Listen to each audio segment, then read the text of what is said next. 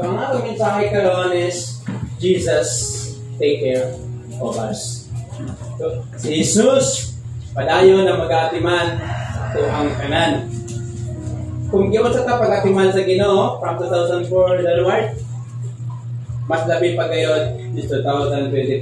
So, pag ipot tag-review, so, nasayra na ito sa last Sunday kung naata na ay mga first na tulo ka mga sekreto to be an effective Christian life in order that ang atong Ginoo makalihok siya sa ato ang mga kinabuhi. Kung atong sumayon ang verse 6 to verse 8, ang una gyud na sekreto is gina-required sa Ginoo bago mag-end ang 2024 o bago magsugod karong 2025, ang una na bibinggo is be humble. Kailangan natin mag-focus. At in written verse 6, next, kailangan po sa Ginoo sa tuwa mahimot ang be dependent. Kailangan musalig na sa Ginoo as he said in verse 7, casting all your care. And last, we must be alert. Kailangan yun na, di na to, ikaw na to ang i-guard down na to. So it means, kanang magpabaya ta tungod kay ang yawa nagapangita gyud siya og way kung saan ta pag-atake. Kung balikan nato ang verse 8, ingon niya magmaigmat, magbinantayon, kung sa uban nga translation is magbinuotan. Magbinantayon, dili bantayan nimo ang imong katupat, imong silingan, imong kauban sa palimalay, kung dili ang imong emotion as we study dito sa Sunday School. Because, nanong ka na magbinuotan, magmaigmat, magbinantayan, because your enemy, our enemy is, the devil walks about like a roaring lion. Pero minsan nagalibot-libot. Then, seeking whom he may devour. Devour is to swallow or to consume.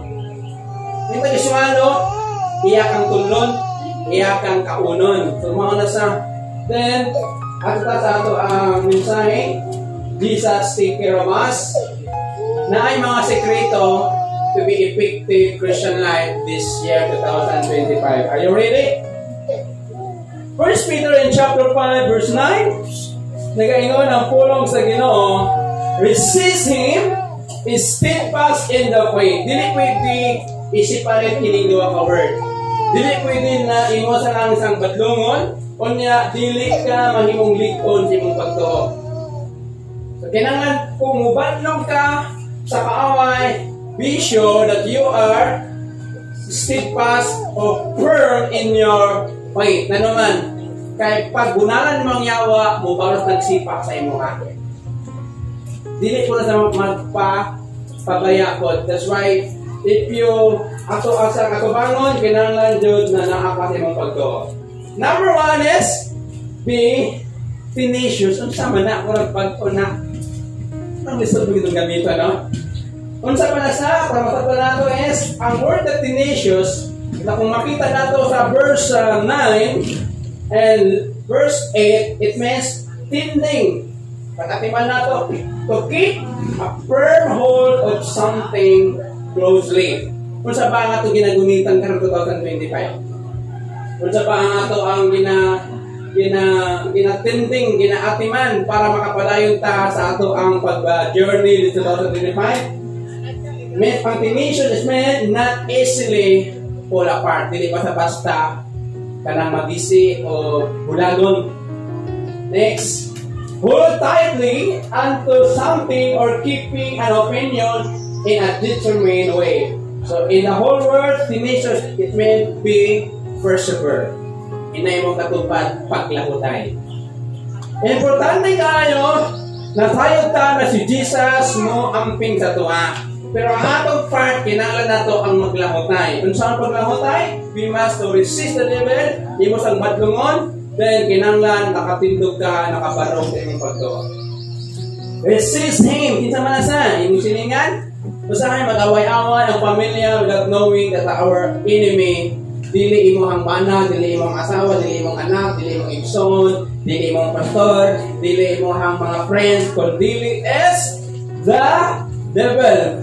Pwede gamiton ta sa kaaway para i-discourage, i-disappoint, i-disperse ang atong mga kauban sa panimalay ug lagaw na tanan sa simbahan. Kung di ka kapalo sa ato ang kaaway, kita na lang. Sumala sa Galatians chapter 5, magpinaakay. It means, kung daotun ka, mandaot mo ka. Without knowing is, ang author is the devil. Then ang battlefield is your emotion and in your mind. Anak yun na siya. Minun sa tawag kapalo ang yawa, mauto nagpaluyo sa tanan. Para undangon ka sa imuhang gisugdan.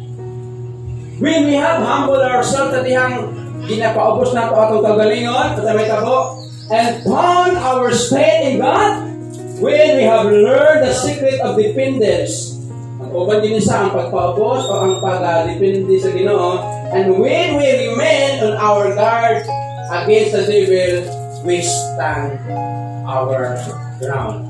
Makapabiling ka mo tindog sa imuhang isaan sa Ginoo mga lagad kung nagyod dapat paubos ka sa Ginoo. Ikalawa, mo depend ka sa iya. Ang resulta ana, ang yawa dili sa basa-basa makaatake tungod kay naka-stand ka, nakaparog ka. Kita na mga kutsingero. Makita ko mga boxer di basa-basa sila mubuhi sa ilang kinumo kung dili naka-prepare ilahang diet. Kasi pag sumbag nila mauna pa sila mamumo. Hello. Kanang mubadlong ka, unya badlungunan pud ta, mauna pud ta na ma-discourage. Kailangan ito na pag when we fight the devil, dapat i-check ni mo yung pagtuo na babasagin mo o nabas imong goal sa income. Ano man, pag respect sa kaaway, apla yun ta kung akong pagtuo kuyang.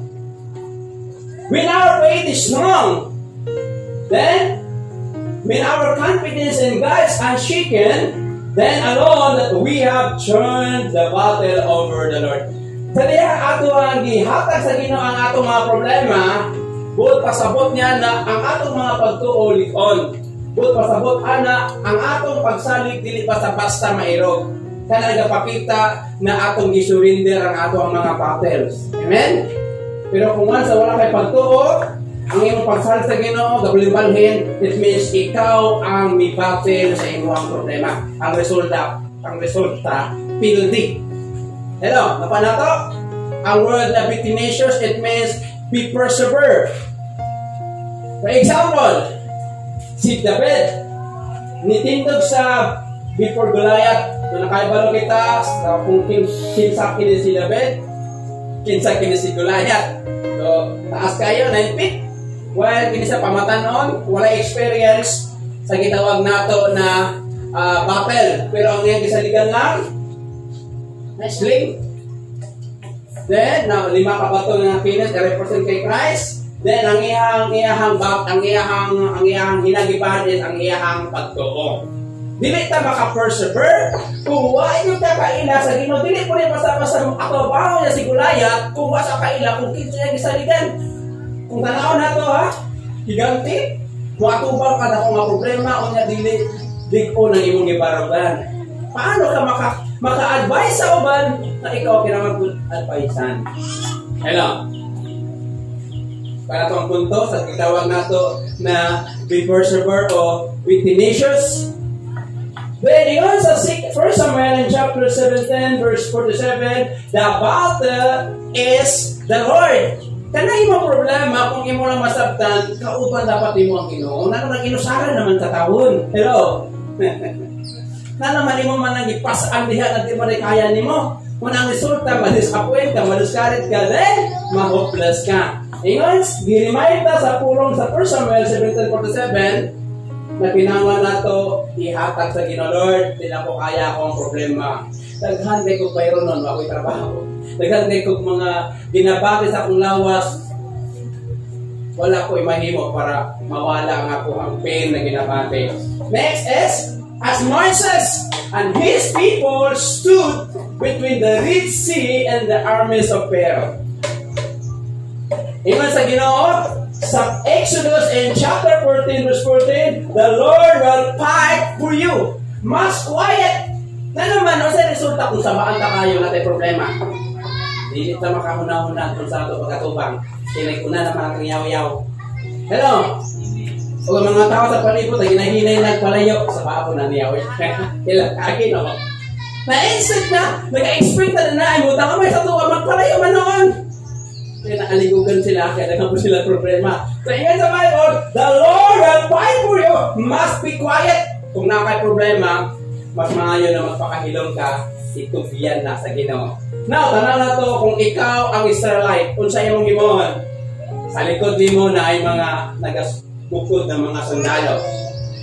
Then, kung abante mo ka, naapoy dagat, makunsa man ka ani. Pero salamat, nagibutang sa Ginoo na pillar of fire na mo to mo control, then sa tubangan na ay prophet na ay alagad sa Ginoo na wala nag-undang o advance, ka-cancel, ka-pray na muhimog milagro diha sa Ginoo para ang Israelite people makaya nila tugod una gyud kinahanglan nimo be persevere with tenacious. Although ingon ang Bible, resist the devil, stand firm in your faith. Ano? Di mo pwede sukla ng yawa kung wala kay likod na pundasyon sa imong pagtuo. At may, kung gusto niyo na makapadayon, ingon sa Bible yun nila, the Lord will fight for you. The Lord will fight for you. Wala patakabalo kung ano sa pamay po sa February, March, April, May, June, July, September, December na po, 2026 na po, alala na po ng mga kagoon, alala na po ng mga problema, but ang one thing na ato ang masayra, that the Lord will fight for you. Pisa na ating likod ang problema, o na ating mga tubangan, the victory is yours. Amen? Naka na to? Through the scripture, patibuok Bible, whenever God's people stand firm, somebody stand firm, and their faith, God come through. Dili ka matabangan sa Ginoo kung dili ka mo design. Hello, panato? Wala kitabangan sa Ginoo si David kung dili sa mo design na atubangon ang 9 feet na problema sa Israel.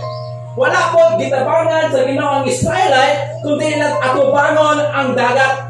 Pero na ay prophet, it means na ialagad sa Ginoo na mugiya sa ilaha. Kaya kung muambak sila 430 years, di ka pa tumangangi, mga lumusto sila. At kung ikaw lang mo itong problema without the power of God, malumusto ka sa problema. Hello? Ano na itong punto?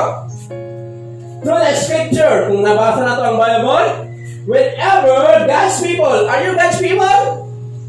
Hello? Then sabi ito po, stood firm. Naakay part, naakay himoon, na imuhang pakuskon mo pagtuo, sumala sa saad sa Ginoo. Then, God come through. Diya pamulihok ang Ginoo. Kay walay anak sa Ginoo nga kapulan. Hello?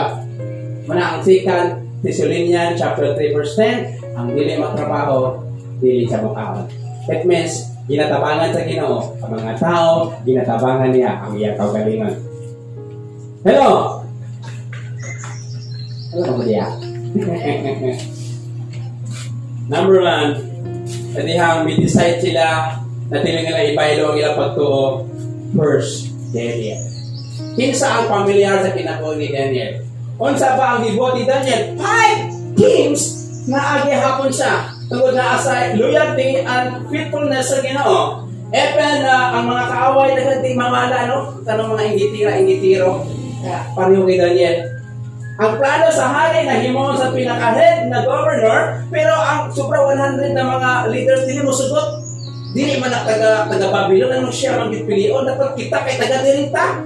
So gimuan nila o pamaagi 30 days daw punuhay, kaya nakaibalo sila na prayer for godly kayo ni.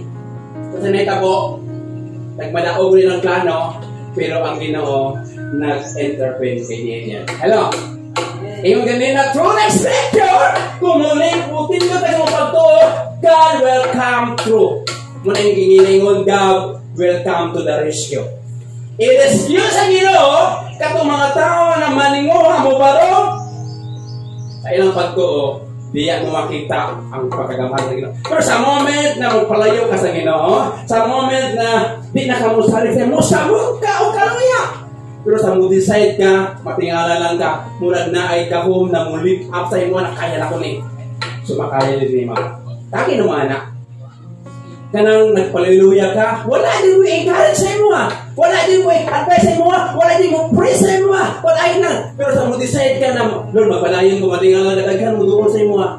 Pero matingala na ako, I experienced many times. Muluya ko, sa mo ito kaluya, pero mo decide ko, may mga gamito ng Ginoo na mudayo po, padayo palugad, pangalayo niya sa Ginoo. Example si Daniel, ang pangutana, nagmadaogon ba ang mga kaway? Nagmadaogon ba ang plano nila? Wala. Ang ilang plano, sila noong nahulog dito, 3 days, walang ipakaon, patay pati mga anak nila. Ikalawa, Paul and Silas. May peso sila, wala isa na, pero in the middle of the night, they are worshiping God.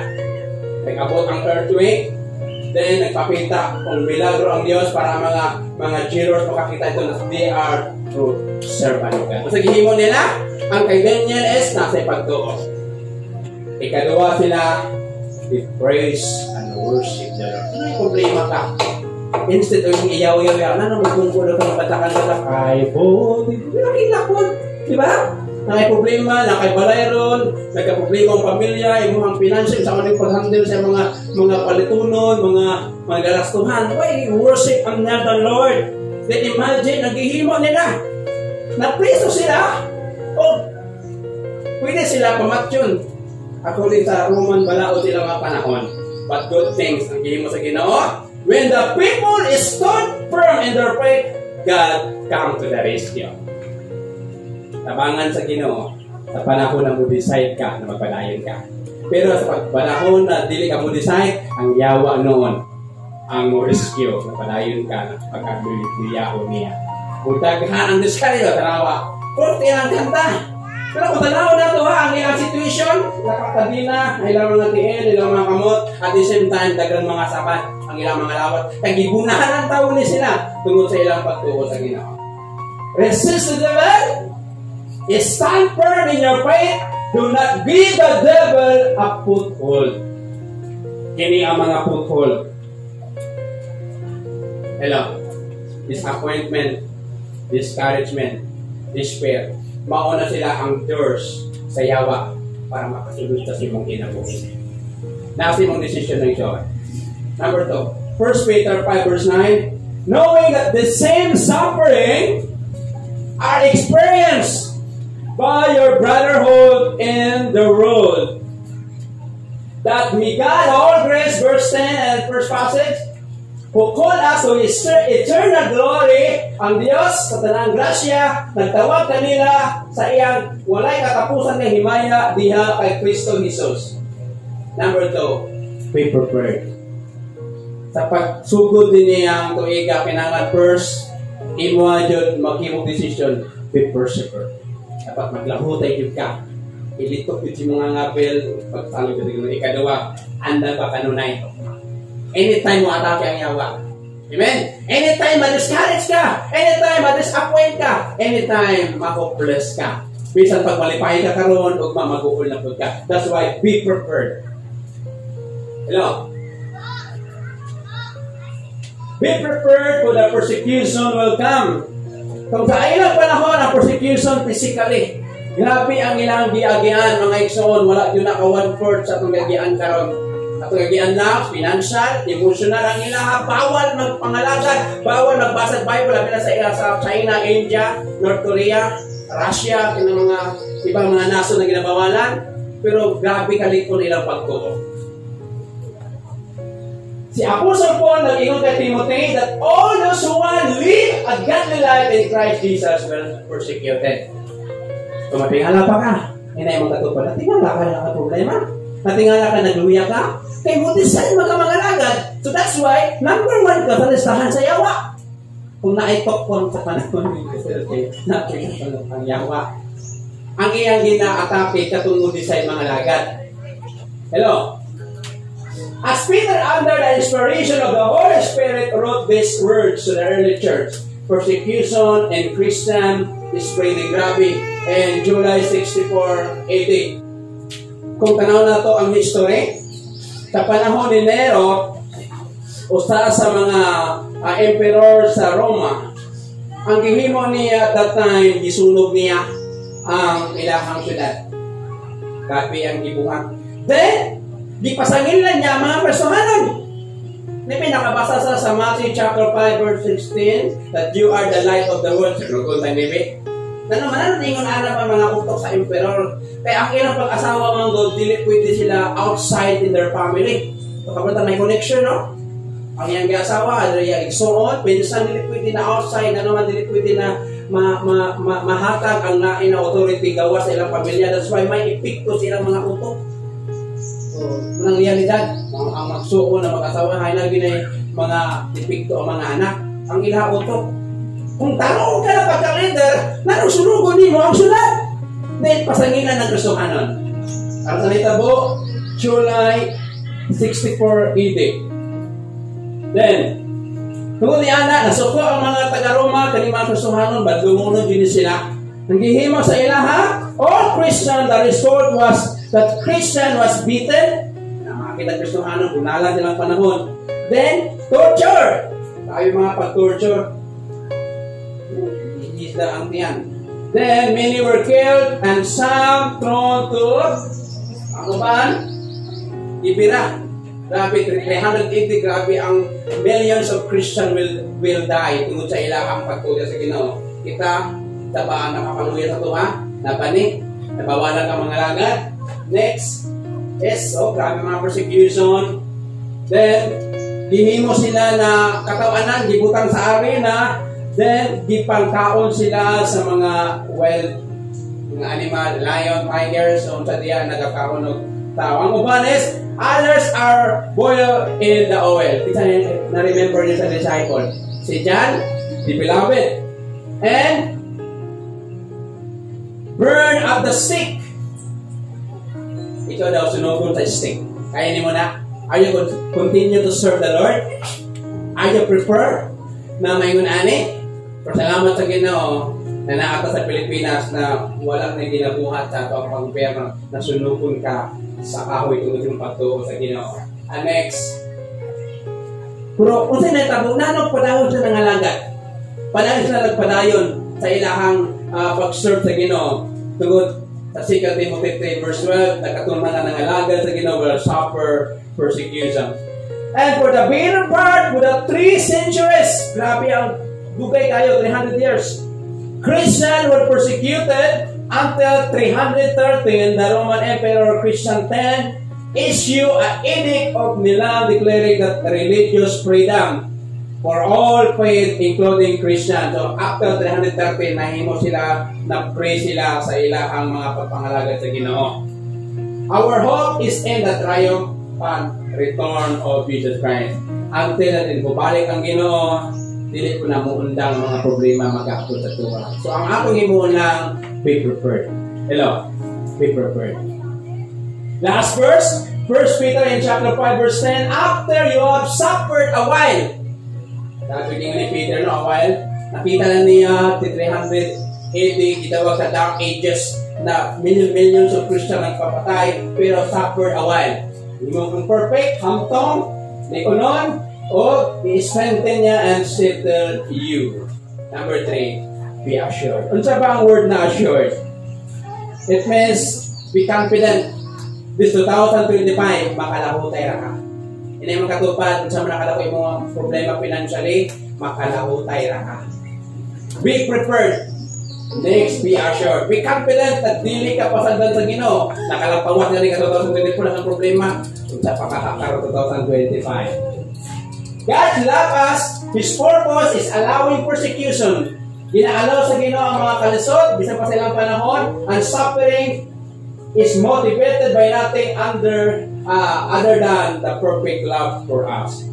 Mao sa hinungdan, na gusto ipakita sa Ginoo yan gugma, o na persecution para musamot sila o dool sa Ginoo. We have the promise that God has accomplishes His purpose in us. Nakatay mga saad, ng Ginoo iyahang kumanon unsa man ang iyahang mga tumong sa ato mga kinabuhi. Number 1, the perfect us.